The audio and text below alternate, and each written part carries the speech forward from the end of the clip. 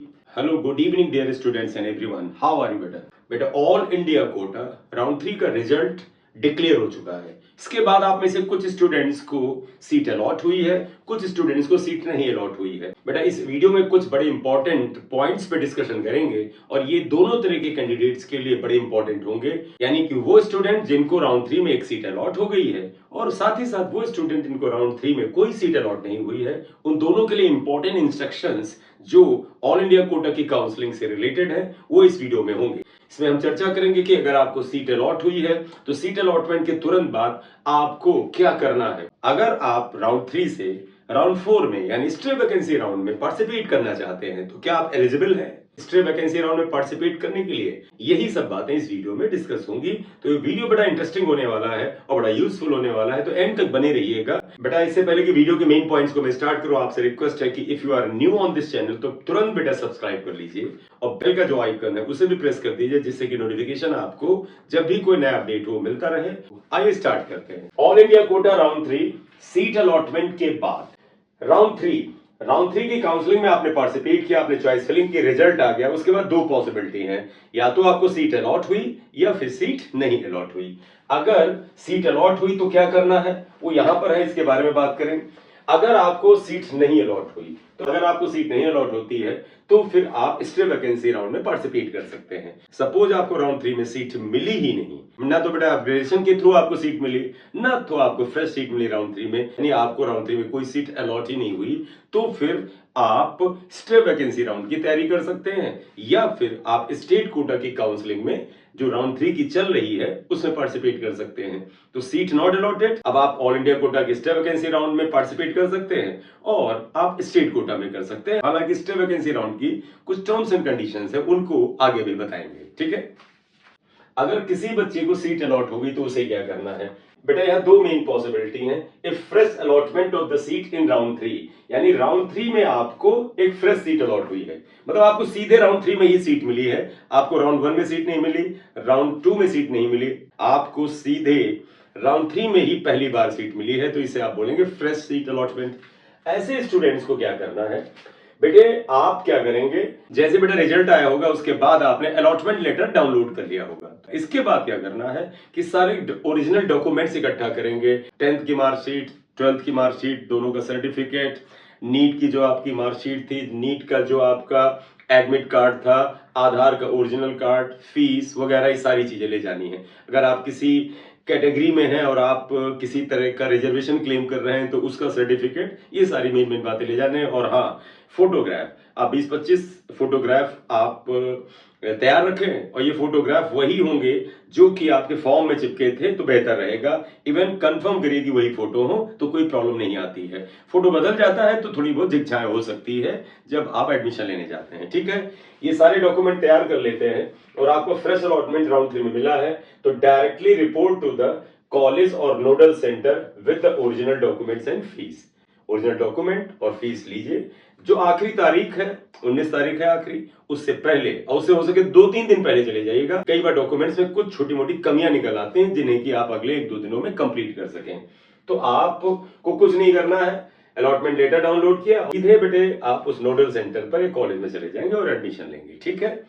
लेकिन कुछ ऐसे कैंडिडेट्स हो सकते हैं, देखिए बेटा ये फ्रेशली अलॉटेड कैंडिडेट्स थे, इनकी बात करते हैं। सीट नॉट अलॉटेड के लिए तो बता दें स्टे वैकेंसी राउंड में जाए, स्टेट में जाए। तो फ्रेशली अलॉटेड कैंडिडेट्स हुए। इसके बाद कुछ ऐसे कैंडिडेट्स होंगे बेटे जो राउंड 2 से राउंड 3 में अपग्रेड हुए होंगे, उनको अपग्रेडेड सीट मिली होगी, तो उनके लिए थोड़ा सा रूल में परिवर्तन है। क्या है? If upgraded from round 2, then candidates must take the relieving from the round 2 college and then join the round 3 college or seat. तो बेटे आपको अगर राउंड 2 से अपग्रेडेशन मिला है तो बेटा आप डायरेक्टली डॉक्यूमेंट्स लेके राउंड 3 में अलॉटेड सीट पे तो चले नहीं जाएंगे, क्योंकि ओरिजिनल डॉक्यूमेंट्स तो आपके पास है ही नहीं। आप पहले राउंड 2 में अलॉटेड कॉलेज पर फिजिकली जाएंगे, वहां से रिलीविंग लेटर लेंगे, वहां से अपने ओरिजिनल करेक्ट करेंगे और सारे ओरिजिनल लेकर के फिर आप राउंड 3 में जो अलॉटेड सेंटर है या कॉलेज है वहां पर आप पहुंचेंगे। तो जिनको अपग्रेडेशन मिला है राउंड 2 में अलॉटेड कॉलेज पर जाएंगे, वहां से सारे के सारे अपने ओरिजिनल डॉक्यूमेंट्स वगैरह कलेक्ट करेंगे, फीस वगैरह का जो भी नियम है उसको वहां पर कंप्लीट करेंगे और फिर आप आ जाएंगे राउंड 3 के अलॉटेड कॉलेज पर, ठीक है। अब इसमें और आप पॉसिबिलिटी दीजिएगा। अब आपको देखिएगा ये पॉइंट बड़ा इंपॉर्टेंट है, क्या अगर आपको राउंड 3 में डायरेक्ट एक फ्रेश सीट का अलॉटमेंट हुआ है या फिर आप राउंड 2 से राउंड 3 में अपग्रेड होके आए हैं, दोनों स्थितियों में देखिएगा once joint round 3 college you can not upgrade और रिजाइन राउंड 3 सीट। एक बार आपको राउंड 3 में सीट अलॉट हो गई, वो चाहे डायरेक्ट फ्रेश अलॉटमेंट के थ्रू ही या अपग्रेडेशन के थ्रू ही, एक बार जाएंगे और कॉलेज में ज्वाइन कर लेंगे तो आप इस सीट को ना तो रिजाइन कर सकते हैं और ना ही अपग्रेड कर सकते हैं। ऑब्वियसली बात है राउंड 3 के बाद अपग्रेडेशन का रूल नहीं है, क्योंकि stay vacancy round then full and final round होगा, इसलिए अपग्रेडेशन तो होगा नहीं। बात है रिजाइन की। अगर आप रिजाइन कर देंगे तो उसके नियम है, वो आगे बताएंगे, नहीं मैं यहां पर भी बता दूं कि अगर राउंड 3 की सीट पर आप रिजाइन करते हैं या एडमिशन ही नहीं लेते हैं, एग्जिट कर देते हैं, तो आपकी सिक्योरिटी मनी सारी जब्त हो जाएगी और आपकी काउंसलिंग की पूरी प्रक्रिया यहीं पे खत्म हो जाएगी, क्योंकि आपको राउंड 3 में सीट अलॉट हुई। अब आप स्टे वैकेंसी राउंड में पार्ट नहीं ले सकते। तो राउंड 3 की सीट पर या तो एडमिशन लीजिए, और अगर नहीं लेते एडमिशन तो ऑल इंडिया कोटा की काउंसलिंग में आपकी यात्रा खत्म। अब आप वहां पर पार्टिसिपेट नहीं कर सकते, क्योंकि स्टे वैकेंसी राउंड में पार्टिसिपेशन का अब आगे रूल नहीं है ऐसे कैंडिडेट्स के लिए, ठीक है। अब नेक्स्ट बात एक और आती है कि आप राउंड 2 से राउंड 3 में अपग्रेड हुए थे, तब एक चीज और देखिएगा, candidates getting upgraded in round 3 shall not have any claim on round 2 seat. तो आपका अगर राउंड 2 से राउंड 3 में अपग्रेडेशन हुआ है बेटा, निश्चित रूप से राउंड 2 की जो सीट है वो किसी दूसरे स्टूडेंट को अलॉट होगी, और अब आपका राउंड 2 की सीट पे कोई भी क्लेम नहीं होगा। अब आपका सारा का सारा क्लेम राउंड 3 की सीट पे होगा, ठीक है। बेटे अब आपके मन में एक प्रश्न आएगा कि जिन लोगों को राउंड 3 में सीधे एक फ्रेश सीट अलॉट हुई थी उनके लिए भी कोई कंपल्सन है बेटा, ये रूल है, यहां पे देखिए आप क्या रूल है। If seat is allotted freshly in round 3 and candidate does not report, will exit with forfeiture of the security money and will get eliminated from the further rounds of the counseling of the all India quota। अगर आपको round 3 में fresh seat भी allot होती है तो आप इस seat को अगर छोड़ देते हैं, एग्जिट कर देते हैं या एडमिशन लेने के बाद रिजाइन कर देते हैं, तो आपकी सारी सिक्योरिटी मनी फोरफीट हो जाएगी। साथ ही साथ आप अब ऑल इंडिया कोटा की आगे जो राउंड होंगे काउंसलिंग के उससे एलिमिनेट हो जाएंगे, क्योंकि होना तो एक स्टे वैकेंसी राउंड ही है, लेकिन हो सकता है बेटा कि स्टे वैकेंसी राउंड के बाद भी इक्का दुक्का सीट रह जाए, तो स्पेशल स्टे राउंड भी हो सकता है, जो कि 2023 में जैसे हुआ था। तो राउंड 3 में सीट मिली, आपने उस पर एडमिशन नहीं लिया, एग्जिट कर लिया, सिक्योरिटी मनी जब्त होगी और आप अब ऑल इंडिया कोटा की राउंड 4 की काउंसलिंग में पार्ट नहीं ले पाएंगे। अगर आपको सीट मिली और आपने जाके एडमिशन लिया है तो उसके अलग नियम है। अगर आपने एडमिशन ले लिया सीट पर और आप छोड़ देते हैं तो आपकी सिक्योरिटी मनी के साथ साथ वो जो एडमिशन अमाउंट है, जो एडमिशन आपने लिया उस कॉलेज में, उसका पूरा हिस्सा या कुछ हिस्सा जब्त हो जाने का रूल है। तो यानी ओवरऑल आपके पास सिक्योरिटी मनी जब्त होगी और कुछ केस में सिक्योरिटी मनी के साथ साथ जो फीस कॉलेज में आपने डिपॉजिट की है या तो वो पूरी या उसका कुछ हिस्सा जब्त होगा। ये वेरी करता है कि वो डीम्ड कॉलेज है या गवर्नमेंट मेडिकल कॉलेज है। लेकिन आप में से कुछ बच्चों को डाउट है कि राउंड 3 की सीट को हम छोड़ ही नहीं सकते, क्योंकि अगर हमने छोड़ दिया राउंड 3 की सीट को तो हम शायद 2025 के नीट में नहीं बैठ पाएंगे। ऐसा रूल नहीं है बेटा, ये रूल सिर्फ और सिर्फ उन स्टूडेंट्स के लिए है। ऐसा रूल कि 2025 में आप नीट नहीं दे सकते, सिर्फ और सिर्फ उन विद्यार्थियों के लिए है जो स्टे वैकेंसी राउंड में पार्टिसिपेट करके सीट पाके छोड़ देते हैं, एडमिशन नहीं लेते हैं, ये उनके लिए है। तो राउंड 3 के लिए नहीं है। राउंड 3 में अगर आप सीट किसी भी वजह से छोड़ते हैं, आपका पैसे का नुकसान है बेटा। दूसरा वो सीट जाएगी, वो तो चलिए आप अपने मन से छोड़ रहे हैं। तो राउंड 3 में आप सीट छोड़ सकते हैं अगर आपके लिए कोई बड़ी भारी विपत्ति है, बस पैसे का नुकसान है। तो ये राउंड 3 के बड़े मेन पॉइंट्स जो है हमने आपको बताए। अब आप इसको अगर स्क्रीनशॉट में लेना चाहते हैं तो देखिए राउंड 3 के मेन पॉइंट है, यहां पर आ गए। अब आप राउंड 3 में सीट नहीं पाते हैं और राउंड 1 एंड राउंड 2 में भी आपको सीट्स नहीं मिली थी, ना तो ऑल इंडिया कोटा में कोई सीट आपको राउंड 1 राउंड 2 राउंड 3 में मिली, ना तो आपके स्टेट कोटा में राउंड 1 राउंड 2 राउंड 3 में कोई सीट मिली, तो बेटा आप पूरी तरह से स्टे वैकेंसी राउंड में पार्टिसिपेट करने के लिए एलिजिबल है। तो इसलिए स्टे वैकेंसी राउंड का रूल आपको मैं समझा देता हूं। तो यहां पर देखिएगा बेटा, ये स्टे वैकेंसी राउंड से रिलेटेड सारी इंफॉर्मेशन है। यहाँ आइएगा। स्टे वैकेंसी राउंड में आपको क्या क्या करना है, क्या क्या नियम है, क्या क्या आपके ऊपर रेस्ट्रिक्शंस है, वो सारे पॉइंट यहाँ बताए गए हैं। Stay vacancy round, stay vacancy round का सबसे पहला पॉइंट देखिएगा, fresh registration shall be done in stay vacancy round. Stay vacancy round में सभी बच्चों को फ्रेश रजिस्ट्रेशन करना होगा। सिक्योरिटी मनी भी जमा करनी पड़ सकती है, लेकिन कुछ केसेस में सिक्योरिटी मनी में लास्ट ईयर में छूट रही है, या कुछ स्टेट की जो काउंसलिंग है उसमें छूट रही है, वो मैं बता दूं। हालांकि इन्होंने बड़ा क्लियर नहीं किया है वो क्या छूट है। अगर आपको राउंड 1 में कोई सीट मिली ही नहीं, राउंड 2 में आपको कोई सीट मिली नहीं, और राउंड 3 में भी कोई सीट नहीं मिली, इवन आपने राउंड 1 में नहीं पार्टिसिपेट किया, राउंड 2 में पार्टिसिपेट किया, सीट नहीं मिली, राउंड 3 में पार्टिसिपेट किया, सीट नहीं मिली, तो मेरा आइडिया है कि just before the stay vacancy round ये हो सकता है रूल्स का एक नोटिफिकेशन देंगे, और उसमें शायद बताएंगे कि भैया आपको 1 राउंड में, 2 राउंड में, 3 राउंड में, या 2 और 3 राउंड में, या सिर्फ 3 राउंड में कोई सीट मिली ही नहीं, तो सिक्योरिटी मनी दोबारा शायद जमा ना करनी पड़े। लेकिन अभी क्लियर नहीं किया है, इसलिए मैं इसको नहीं बोल रहा हूं, लेकिन पॉसिबिलिटी है कि ऐसा ही रूल होना चाहिए, क्योंकि यही सही तरीका है। सो खैर, स्टे वैकेंसी राउंड में फ्रेश रजिस्ट्रेशन होगा, सबको करना पड़ेगा। चांस है कि कुछ बच्चों को सिक्योरिटी मनी ना जमा करना पड़े, अभी कंफर्म नहीं है, क्योंकि ऐसा नोटिफिकेशन मैंने इनका ध्यान से पढ़ा, उसमें कुछ दिया नहीं है। लेकिन अभी तक जो तरीके रहे हैं और जो कुछ स्टेट के स्टे वैकेंसी राउंड के रूल है, उसके रूल ये हैं, राउंड 1, राउंड 2, राउंड 3 की काउंसलिंग में आपने ऑल इंडिया कोटा में पार्टिसिपेट किया, आपको सीट अलॉट ही नहीं हुई किसी भी राउंड में, तो आप स्टे वैकेंसी राउंड में सिक्योरिटी मनी नहीं जमा करेंगे, वही सिक्योरिटी मनी चलती रहेगी, ऐसा चांस है।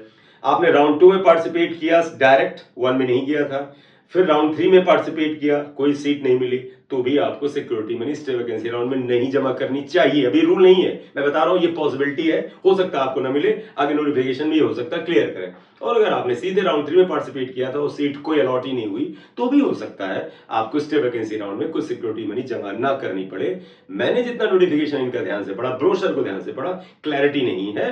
अगर क्लैरिटी होगी तो आपको फिर बताएंगे। तो ओवरऑल ये है कि फ्रेश रजिस्ट्रेशन तो होगा, या तो आपको फिर से सिक्योरिटी मनी जमा करनी पड़ सकती है, या फिर नहीं करनी पड़ सकती है कुछ स्पेसिफिक केसेस में, ठीक है। Only online counselling will be conducted, no offline counselling. आपके मन में ये हो कि क्या स्टे वैकेंसी राउंड क्योंकि फुल एंड फाइनल राउंड है तो ऑफलाइन में तो नहीं बुलाएंगे, जैसा कि कुछ स्टेट्स में बुलाते हैं। नहीं बेटा, ऑल इंडिया कोटा के स्टे वैकेंसी राउंड को केवल और केवल ऑनलाइन मोड में किया जा सकता है, ऑफलाइन का कोई प्रोविजन नहीं है, ठीक है। अब देखिएगा बेटा, टेक्निकली ये भी थोड़ा पॉइंट ध्यान देने वाला है। पॉइंट नंबर 3 देखिएगा, data will be shared by centre and states after round 3 counselling process if any candidate has his name in the list of the allotted candidates in either center or states, then such candidates shall be eliminated from all India stray vacancy round। मतलब ये बड़ा clear कर रहे हैं कि round 3 के counselling के बाद सभी स्टेट्स की जो काउंसलिंग बॉडीज हैं और जो बेटा सेंटर की काउंसलिंग बॉडी एमसीसी है, वो आपस में डाटा शेयर करेंगे, और उस डाटा शेयर में कंफर्म करेंगे कि क्या किसी बच्चे को किसी राउंड में सीट अलॉट हुई थी या नहीं हुई थी। अगर कोई ऐसा स्टूडेंट जिसको स्टेट लेवल पर किसी भी राउंड में सीट अलॉट हुई थी, अलॉटेड की बात करें, एडमिटेड की नहीं, अगर बच्चे को स्टेट के अंदर किसी भी राउंड में सीट अलॉट हुई थी, अब उसने उस पर एडमिशन लिया या नहीं लिया, अलॉटेड वर्ड लिख रहे हैं, यानी अलॉटमेंट हुआ, आपने छोड़ दिया, आपने एडमिशन लिया, इसकी बात नहीं कर रहे हैं, या फिर ऑल इंडिया कोटा में राउंड 1, 2 और 3 में किसी भी स्टूडेंट को कोई सीट अलॉट हुई थी, तो ऐसा स्टूडेंट अगर स्टे वैकेंसी राउंड के रजिस्ट्रेशन प्रोसेस में पाया जाता है तो उसका नाम हटा दिया जाएगा, उससे स्टे वैकेंसी राउंड से एलिमिनेट कर दिया जाएगा। आई मीन टू से, अगर आपको stay vacancy round of all India quota participate करना है तो सबसे इंपॉर्टेंट एलिजिबिलिटी क्राइटेरिया है कि आपको आपके स्टेट में राउंड 1, 2 और 3 में कोई सीट नहीं मिली होनी चाहिए, कोई सीट अलॉट नहीं होनी चाहिए, और ना तो आपको ऑल इंडिया कोटा में राउंड 1, 2 और 3 में कोई सीट अलॉट होनी चाहिए। ध्यान रखिएगा बेटा, इसमें प्राइवेट और गवर्नमेंट सारी एमबीबीएस की सीट शामिल हैं। हालांकि जिन लोगों को बीडीएस मिला हुआ है राउंड 1, 2 और 3 तक, उनको स्टे वैकेंसी राउंड में एमबीबीएस की सीट की चॉइस फिलिंग का अवसर मिल सकता है, जैसा कि यूपी के स्टेट में है।